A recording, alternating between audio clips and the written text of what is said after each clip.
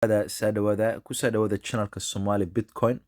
Channelkan waxaan ka wada hadlaynaa xagga cryptocurrency-gu iyo Bitcoin-ka maraya maalin kasta. Channelkan waxaa lagu talagalay dadka af Soomaaliya ku hadla adduunka meel kasta ay joogaan. Haddaad channelka ku cusub tahay, like iyo subscribe taabo si qofka lagu faa'iidaysan karo. Maalin kastana video cusub aan soo duubnaa. Aad iyo aad ba mahadsantidiin. Tan waa maalin kale haddana waxaan joognaa newska waxaan joognaa bitcoin.com baan joognaa. waxaa lagu leeyahay Bitcoin shows crypto startup raised 30 billion in quarter bilowga 2022 dadka cryptoga ku jiray dhinaca business ku jiray doonayaan inay furtaan exchange amba inay furtaan business adigu aqbalaysa Bitcoin amba Ethereum amba blockchain ka cryptocurrency kale lacag gaaraysa 30 billion baa la filayaa inay raise gareeyeen inay ka soo ururiyeen dadka investorka marka dadka investorka dadku doon lacagta inay galiyaan company-yaasha marka waxa u jeeda dadka numka waxaan ay bushkareynayaan oo xismaan investments oo soo mustaqbalka waxaan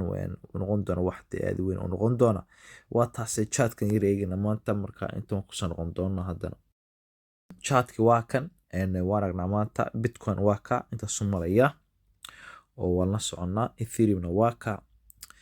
kuwa kalena waa iska caadi way saw maanta way aad u nool yihiin aad saw may dhicin way fiican yihiin taas wax kale ma hadda Bitcoin ba amka adkaanayo soo koriya maantana doo maalin xadda ugu badnayd uu dhacay because wax badan way wada xiran yihiin maxaa la yiraahdaa stock market-ka iyo market-ka badan way xiran laakiin waxa laga arkaa halkan inuu Bitcoin adag yahay anuu next week fiican noqon doono marka inta soo adkaado anuu dhicin maanta xadda week oo dhan waa adkaanaya marka waxaan isleeyahay weekan uu yara wuxuu intaas waxay gaari doontaa baan isleeyahay adigu 22,000 ama 23,000 oo pound baan isleeyahay anigu marka waata haddaan daily chat haddaan galno waxaan ragnaa marka uu xumaa Bitcoin intaas uu marka uu fiicnaa intaas uu waata de weekan wuxuu ahaa week stable uu ahaa week degan buu ahaa week saa waalan muu hayno wixii marna ma dhacay marna ma korin marka waata marka anigu waxaan waqti u baahan tahay qofku investment sameeyo waa inuu fikraa waa inuu istiraada maxaan xagaan investiga ku sameeyo xagaan isku aamini karaa marka anigu waxaan fili next week aad buu fiicnaan doonaa waxaan waa wax maalba koreya waa wax u baahan waqti iyo samar badan u baahan haye aan ku noqono article-kan ku noqono diwan akhrino waa kan waxa lagu leeyahay halkan waxa ugu soo qoray lagu leeyahay while crypto market have seen a poor performance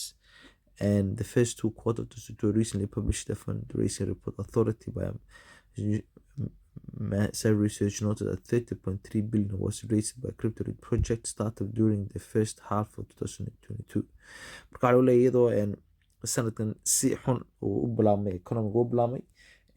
waxaa la sameeyay dadka startup-ka sameeyay bloga blabaya waxa la yiraahdaa adigu cryptocurrency company-yaasha